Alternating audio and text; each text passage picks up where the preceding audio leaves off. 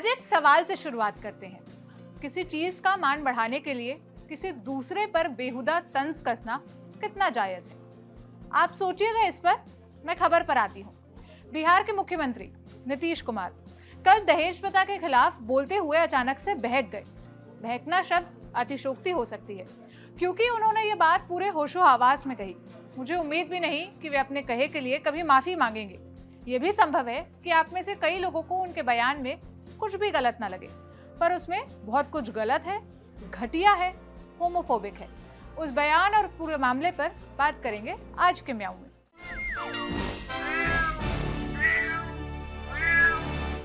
हाय, मेरा नाम है सोनल और आप देख रहे हैं ऑर्डिनरी की स्पेशल सीरीज म्याऊं। बिहार के मुख्यमंत्री नीतीश कुमार खुद को प्रोग्रेसिव नेता बताते हैं। कल ये पटना के गर्ल्स हॉस्टल में उद्घाटन करने पहुंचे। स्टेज से भाषण दिया, अपने अच्छे अच्छे काम गिनवाए, बताया कि लोगों के भारी विरोध के बावजूद हमने लड़कियों को साइकिल बांटी ताकि वे पढ़ने जा सके। लोग कहते थे लड़की साइकिल चलाएगी तो लड़के उसे तंग करेंगे। लड़कियां साइकिल से निकली, कहीं एक दुर्घटना नहीं हुई और कितनी खुशी हुई लड़कियों को। आगे ये भी कहा कि महिलाओं की मांग को मानते हुए उन्होंने शराबबंदी का फैसला किया, दहेज प्रथा और बाल विवाह के खिलाफ अभियान शुरू किया। नीतीश कुमार ने दहेज पर बात करते हुए कहा, लड़की से शादी करने के लिए कोई दहेज लेगा, इससे फालतू चीज कोई हो ही नहीं सकती। शादी होगी तभी ना बाल बच्चा होगा। हम लोग यहाँ हैं क्योंकि माँ ने पैदा किया, स्त्री ने पैदा किया। लड़का लड़का शादी कर लेगा तो कोई पैदा होगा। प्रोग्रेसिव होने के नाम पर अभी नीतीश कुमार बस यहीं तक पहुंच पाए हैं। नीतीश कुमार इस बयान में, मतलब उनके इस बयान में दो बड़ी प्रॉब्लम्स है। पहली ये कि शादी और दहेज की समस्या को बच्चा पैदा करने वाली औरत से जोड़कर देखना। शादी के बाद लोग बच्चा पैदा करते हैं, लेकिन हर कपल को बच्चा चाहिए ये जरूरी नहीं। ऐसे में ये कहना कि जो औरत आपको बच्चा पैदा करके देती है उससे दहेज लेना गलत है, बहुत ही भद्दा लगता है। मतलब जिसका बच्चा नहीं होता या जो बच्चा पैदा नहीं करना चाहती, उससे दहेज लेना सही है? एक गर्ल्स हॉस्टल में दहेज पर बोलते हुए नीतीश बोल सकते थे कि तुम पढ़ो, अपने पैरों पर खड़ी हो, और कोई लड़का तुमसे शादी के लिए दहेज मांगे तो उसकी रिपोर्ट कर दो। पर नहीं, उनको तो पुरुषवादी सोच का पर्चा बांटना था, सो बांट दिया। वैसे आपकी सोच चाहे जो हो, मैं बता दूं कि दहेज लेना कानूनन अपराध है, बिना वारंट के गिरफ्तारी होती है। दूसरी प्रॉब्लम है लड़का लड़का शादी कर लेगा तो कोई बच्चा पैदा होगा। इस पर हॉल में बैठे बहुत से लोगों को हंसी भी आई। ये दिखाता है कि इनके लिए होमोसेक्सुअलिटी कितना अदृश्य है। उनकी बातें, उनके मुद्दे कुछ मैटर नहीं करते। वो इतने हल्के हैं कि उस पर जोक मारकर तालियां बटोरी जा सकती है। भारत में समलैंगिकता अपराध नहीं है। सुप्रीम कोर्ट ने धारा 377 को, जो समलैंगिक संबंधों को अपराध मानती थी, खत्म कर दिया था और कहा था कि समाज को पूर्वाग्रहों से मुक्त होना चाहिए। लेकिन भारत में बहुत सारे लोग ऐसे हैं जो इसे बीमारी समझते हैं। उन्हें लगता है कि इसे झाड़ फूक करके या इलाज से सही करवाया जा सकता है।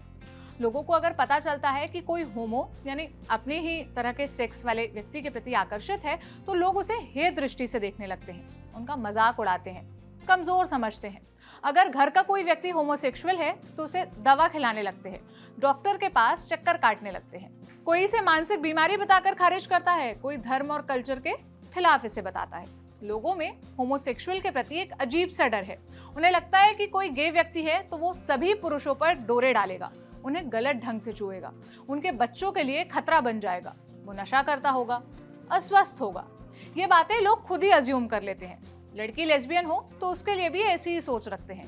अपनी बेटियों को, गर्लफ्रेंड्स को उससे दूर रहने को कहते हैं। सबसे आम तो ये मानना है कि लड़के को कोई लड़की नहीं मिलती या लड़की को कोई लड़का नहीं मिलता तो वो होमो हो जाते हैं। एक समाज के तौर पर हम लोग लड़कों और लड़कियों को पूरी तरह अलग अलग रखने का प्रयास करते हैं। स्कूल में अलग अलग रो में बिठाते हैं, अलग अलग हॉस्टल में रखते हैं। बचपन में हर लड़के में भाई और हर लड़की में बहन देखने को कहते हैं। दो लड़के की दोस्ती को या दो सखियों के साथ को हमारे यहाँ बड़ा पवित्र माना जाता है। अच्छे लड़के वही होते हैं जो लड़कों के ग्रुप में रहे, उन्हीं के साथ खेले कूदे। अच्छी लड़कियां अपनी सखियों के बीच ही रहने वाली होती है, जो लड़कों से दोस्ती नहीं करती, बात भी नहीं करती। हम उम्मीद करते हैं कि एक तय उम्र तक लड़का और लड़की, मतलब इन लोगों की दोस्ती सिर्फ लड़कों में ही हो या लड़कियों में ही हो, क्योंकि अगर लड़का और लड़की की आपस में दोस्ती हुई तो प्रेम होने की संभावना होगी। हम मानकर चलते हैं कि लड़कों में आपस में प्रेम तो हो ही नहीं सकता, या लड़कियों में प्रेम नहीं हो सकता। यहाँ प्रेम का मतलब सेक्स से है, शारीरिक संबंध से है।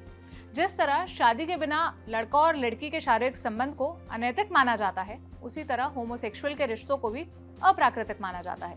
समलैंगिकता को अप्राकृतिक कहने में यह जूम कर लिया जाता है कि सेक्स का उद्देश्य ही महज बच्चे पैदा करना है। इसके पीछे एक वजह और है। हम सब सिर्फ यही पढ़कर और जानकर बड़े हुए कि शादी या संबंध केवल लड़का और लड़की के बीच हो सकता है।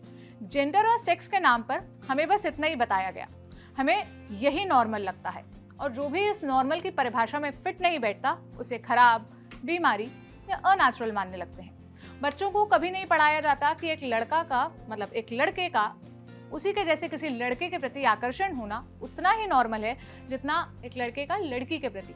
लेकिन ये बताया पढ़ाया तो तब जाएगा जब ये बताने पढ़ाने वाले लोग खुद इस बात को समझेंगे कि ये नॉर्मल और नेचुरल है।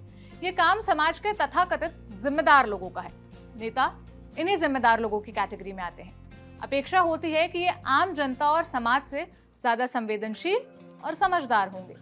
आप अपनी बात हो सकता है कहने के लिए बेहतर तरीका चुन सकते थे, कोई संवेदनशील तरीका। ये बात नीतीश कुमार के लिए है। लेकिन अच्छे काम गिनवाते गिनवाते आपने अपना नाम हंसवा दिया। कोई कमेंट में आकर मुझे ये कह सकता है कि ठीक है दीदी, इतना डीप में नहीं जाना था। पर दोस्त, डीप में नहीं जाओगे तो मिसोजिनी और इनविजिबल होमोसेक्सुअलिटी के कॉन्सेप्ट को नहीं समझ पाओगे और हमेशा भ्रम में रहोगे। आपकी इस मसले पर क्या राय है, मुझे कमेंट सेक्शन में बताइएगा। कैसा लगा ये एपिसोड ये भी बताइएगा। कल फिर मुलाकात होगी एक नए एपिसोड के साथ। अपना ख्याल रखिए। शुक्रिया।